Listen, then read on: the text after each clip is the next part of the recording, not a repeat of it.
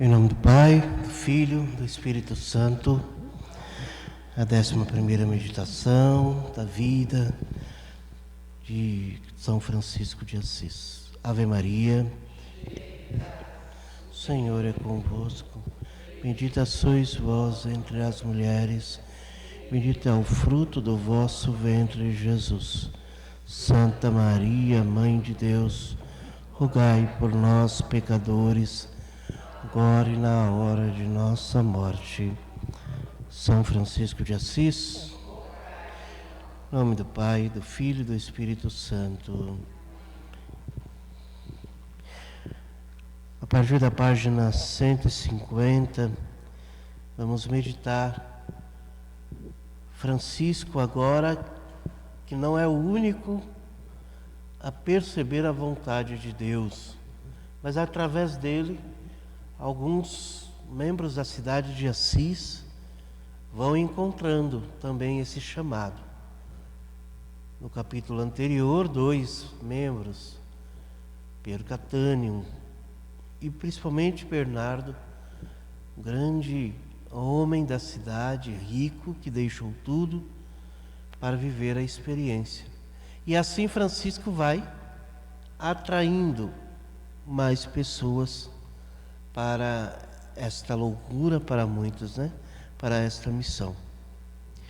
Os novos acontecimentos levantaram em Assis uma nuvem de boatos. A despedida do clérigo mais duro e do cavalheiro mais influente deixaram vivamente impressionado um jovem camponês chamado Egídio. Era uma alma transparente como o azul e simples como a de uma criança. No dia 23 de abril, festa de São Jorge, o Cavaleiro de Cristo, Egídio participou fervorosamente da missa e depois se dirigiu para a planície. Chegou ao bosque da Porciúncula e não encontrou ninguém. Quando estava pensando em voltar, apareceu o irmão, saindo do bosque. Egídio lançou-se aos seus pés, dizendo: Irmão Francisco, grande amigo de Deus, eu também quero ser amigo do Senhor. Dá-me a mão e leva-me até o coração de Deus. Meu irmão queridíssimo, sabes o que aconteceu nesta manhã na cidade? Chegou o imperador e escolheu entre todos os cidadãos de Assis um cavaleiro para ser camareiro secreto da casa imperial. Esse cavaleiro és tu. Que a mão do Senhor te cubra e te envie cada manhã o anjo da paz. Como te chamas? Egídio, respondeu o outro. Como eu gostaria de ter um bosque de egídios, acrescentou o irmão. Espera um pouco, irmão Egídio, disse Francisco. E entrou no bosque para chamar Pedro e Bernardo, que estavam em oração. Venham, irmãos, venham depressa ver o presente que o Altíssimo nos enviou. A alegria de Francisco parecia cascatas de cristal. Tomou Egídio pela mão e o apresentou aos 2 amigos. E lhes disse: Vamos fazer uma festa grande, maior do que quando nasce o filho desejado em uma família feliz. O sorriso não se apartou em momento algum dos lábios de Francisco, de Pedro e Bernardo, durante o ágape. Egídio, então, certamente é um jovem que está vendo o exemplo desses irmãos, dessa pequena comunidade que está nascendo, são 3, e que vivem inteiramente para Deus. Isso deve encantar, Será que existe alguém? Será que existe uma pessoa ou uma situação na tua vida que faz você se encantar por Deus? Faz você dizer a mesma coisa que Egídio disse a Francisco: dá-me a mão e leva-me até o coração de Deus. Que bonito é você ter um exemplo, você ter alguém para inspirar também o teu chamado, a tua vocação. Que bonito é perceber isso. E veja, são 3, e Egídio parece ser o 4 que vai aderir a este Deus. O novo candidato sentiu-se desde o primeiro momento como quem cai no seio de uma família acolhedora e cálida. Comeram o que ali haviam. Depois do ágape, Francisco e Egídio foram para a cidade mendigar para fazer o hábito do neófito. Uma velhinha aproximou-se pedindo esmola. O irmão não tinha nada para dar e seguiu adiante. A velhinha insistiu. Francisco e Egídio continuaram em silêncio. Diante da nova insistência da velhinha, o irmão olhou com carinho para Egídio e lhe disse: Irmão, seria possível entregar por amor de Deus a essa velhinha alguma coisa de vestir? Na mesma hora, Egídio tirou a capa e a entregou a Francisco, que a passou para a velhinha. Mais tarde, Egídio contava que sentiu nesse momento uma estranha felicidade, como se um perfume inebriante tivesse impregnado todo o seu ser. Veja bem, não havia nada e de repente Francisco diz a Egídio se ele, mais ou menos isso, né? Se ele gostaria de doar a sua veste para aquela velhinha. Francisco sempre tem a ideia de não deixar ninguém sem atender o pedido. Os 4 irmãos, então, começaram a viver. Não se preocuparam em fazer um horário, e muito menos um estatuto. Apesar da categoria intelectual de Pedro e da capacidade de organização de Bernardo, foi o irmão Francisco que imprimiu sua marca pessoal naquele grupo, e a vida foi brotando espontaneamente com o passar dos dias e das semanas. Dedicavam muitas horas ao Senhor, cada irmão em sua cabaninha. Às vezes internavam-se pelo bosque. Frequentemente o irmão passava a noite inteira em oração com o seu mestre. De dia, alguns trabalhavam com os camponeses. Como recompensa de trabalho, recebiam alimentos, mas nunca dinheiro. Algum deles sempre voltava para a ermida com um saquinho de nozes, azeitonas, maçãs ou uvas, conforme a época. Outro irmão ia ao leprosário para atender os doentes.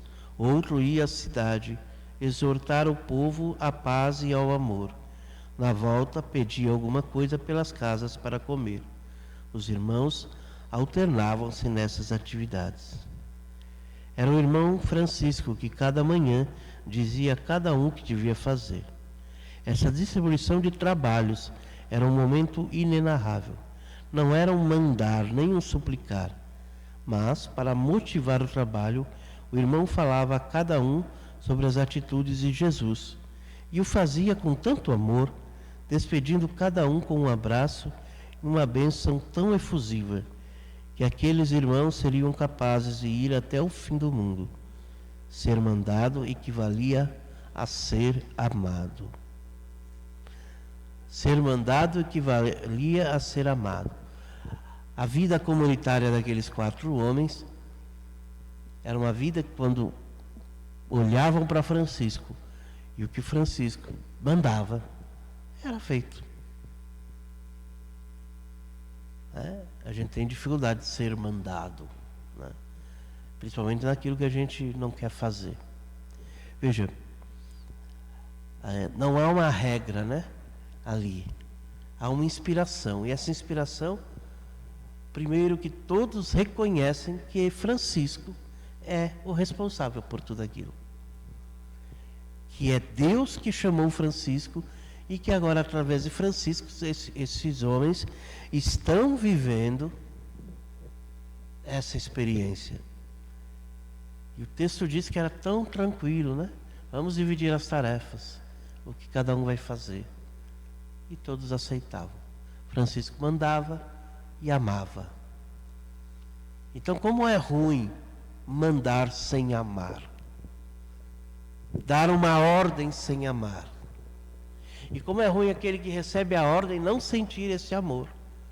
Porque também às vezes a gente recebe ordem, mas não se sente amado. Mas o outro está amando. Olha como é difícil a gente viver um pouco essa experiência que Francisco quis viver no início, né, da sua vocação. Depois, se reuniram na cabana central.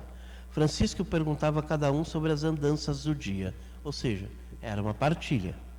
Os irmãos contavam as peripécias da jornada. O irmão animava-os e bendizia ao Senhor. Recordava-lhes constantemente as atitudes de Jesus. Todos os dias punham o espelho de Jesus diante dos próprios olhos e confrontavam com ele sua existência diária. Aquelas reuniões familiares duravam horas. Eles viviam de portas abertas um para o outro. Sentiam-se mutuamente acolhidos. Era o próprio irmão quem produzia aquele céu de confiança mútua. Amava-os tanto e tão sensivelmente, era de tal transparência para com eles, que inevitavelmente, por contágio, eles lhe respondiam e correspondiam entre si com as mesmas atitudes de abertura e acolhida. Falavam do Senhor entre si como de um amigo comum que ocupasse seus pensamentos. Não podiam deixar de falar dele. Foi assim que Francisco foi dando alma àquele grupinho. Pedimos a intercessão de Francisco de Assis para a nossa vida também. Tantas coisas, saber partilhar e nessa partilha viver a alegria de que somos chamados pelo Senhor. Partilhar em família, partilhar na igreja, partilhar nos nossos grupos e obedecer. Quem obedece sabe que está sendo amado, né? Amar a Deus é também atender a ordem de alguém. A ordem de alguém que tem o poder ou a autoridade para mandar. Peçamos essa graça, São Francisco, hoje, de vivermos tão intensamente que quando o amor nos visita, somos capazes de ficar horas conversando, falando deste amor. Quando as pessoas falam de ter intimidade com Deus, é exatamente isso. Falar com Ele todos os dias. Quando uma comunidade se reúne, ela está falando dele. E nesse falar de Jesus, Ele próprio está ali no meio. Essa é a intimidade. Depois eu saio para o meu canto e continuo todos os dias uma conversa com Jesus. Deus nos ajude também isso, a conversar. E aí começa a vir as ordens. E aí começa a vir o amor sobre nossas vidas. Deus nos ajude a cada instante a viver esta fé e esse amor. Em nome do Pai, do Filho e do Espírito Santo. Amém.